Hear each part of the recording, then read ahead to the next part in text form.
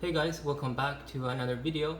It's been a while and I finally have something new in bloom again, and this time it is Neofinetia or Vanda falcata, and this is my first time growing it, and just because there's so many great things about it, about the fragrance and how it holds a cultural significance, and I thought might as well give it a try. And I picked this up at an orchid show earlier in April, and they had so many fans on it for about I think 35 bucks. So I felt like it was a pretty good purchase. Um, yeah, but in any case, now finally it's blooming and it's been really warm here in the Northeast recently. And I think the warmth does trigger, or at least the arrival of spring does trigger the flowering a little bit or help with it.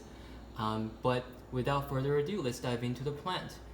So as you can see, it is a monopodial orchid that, just like most Vandas or even Phalaenopsis, that have those leaves that just grows up and up. And if my camera will focus, I have to put this down for a bit. And you can see that the flower spike is coming out of the leaf axis instead of the top of the pseudobulb, or in this specific case, it will be the fan. And usually, like a fan will keep growing, and take this as an example, and this is a new leaf, it will keep coming and growing taller. I don't think this one get that much taller, but it has been growing a couple of leaves on top recently. And when the plant decides to get bushier or like branch in a way, it will have new fans at the base of those fans. I think I used to call them keikis, but I think the more appropriate term for these are fans. Let me see if you can see. Yep, there's one down there too. And so that's how they get really bushy. Like this one has probably oh god, what's happening with the focus today? 1, 2, 3, 4, 5, 6. It probably has like 10 or plus fans on this plant. That's one fan has the spike, and there is another. Sorry, I keep wanting to hold this up because because this is so small. There's another like flower spike in there. I don't see any others. But yeah, it's not a big plant. It's just, perfect size for a desktop or just a small windowsill. And on top of that, the flower is just really cute. I wouldn't say I'm a huge fan of the flower itself. It just looks pretty. Well, it's unique. I'll give it that, and it has a spur with probably nectar at the end. But it's not the flamboyant corsage cattleyas, which tend to be the ones I lean towards more, or like the brassavolas. At least they're bigger, and these ones are really small. But they do smell pretty nice at night, especially at dusk.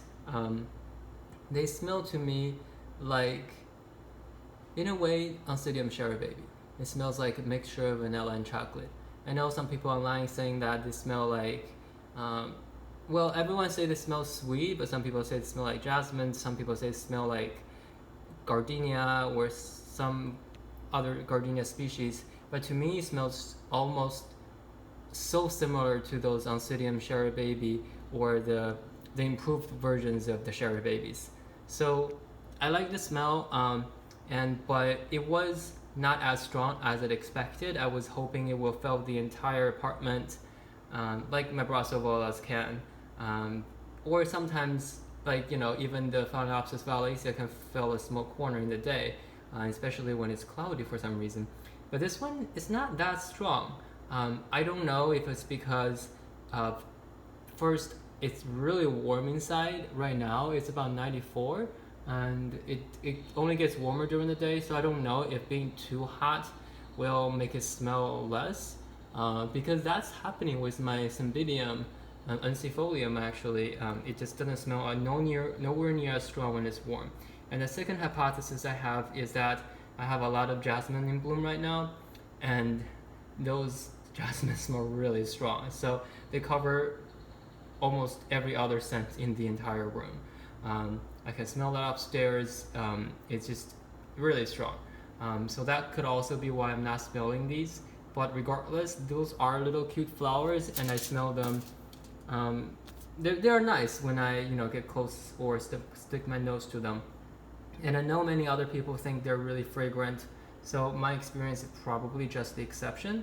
But regardless, this is a great plant in terms of culture. Well, in terms of cultivation culture, it's pretty straightforward. I think it likes it warm, but probably like a warm intermediate grower, and it doesn't love it hot, doesn't need it to be hot. And in terms of light, I grow it under pretty strong light. Well, probably similar level as Calia or Catasetum, but I've also read people online saying they don't really need that much light, and that's one thing I never really know for sure about Neofinetias. It's just that some people say they like strong light, some people say they don't need strong light, and this is my first one, and it has some spots on there. I'm not sure if that's super healthy, or even has some spots on the petals of the flowers. So I don't know if it's just not a healthy plant, or it's caused by the light, or something else. But I'm growing in pretty strong light, because that's a spot, and it seems to be doing okay. And in terms of watering, the most classic way of growing those is in those, you sort of surround the roots with strands of moss, and then it's a really nice presentation, and they keep the roots moist. But when I bought it, it was already in this hanging basket with roots growing all over it. And inside the basket, if you can even make out of, there is a smaller basket inside the basket. So it's pretty much an entangled mess. So I didn't do anything to it. I just put that in a regular pot so it doesn't fall over or something. And one thing that's really interesting that I saw was, you see those roots, usually, at least in Calia roots and probably a lot of the Vandas, the roots are just smooth. Not smooth as like smooth, or maybe sometimes they're warty, but they don't have those root hair like structures. But this one, probably because it's in this pot with a little bit higher humidity, it has those like root hair protrusion things off of the roots. So I guess that's good. Because my apartment is pretty warm. Sorry, I'm just looking at the plant. I put it back in right. My apartment is pretty warm, so I'm glad it's getting all the water it can. I pretty much soak it in water every day. I just dunk it in a bowl or like a sink of water, and then take it out every day. It seems to be doing okay. And last thing I want to mention is that, going back to what I mentioned earlier, this is the orchid with significant cultural significance. I believe in the older times it was only available to the elite class in Japan, and it also had a lot of variations in the leaves, different colors, stripes, sizes, and a little bit variation in the color of the flowers. Most of them are white, some of them are more purple or pink, and sometimes even a root tip. People say that some root tips are more pink or purplish, while some others are more green or clear. So all those variations combined make it really collectible if you are into having different forms of the same species. And of course, this one also hybridizes with a lot of the other, some of the Vanda or Vandaceous orchids. So if you don't want to grow the species, there are some really awesome hybrids you can choose from.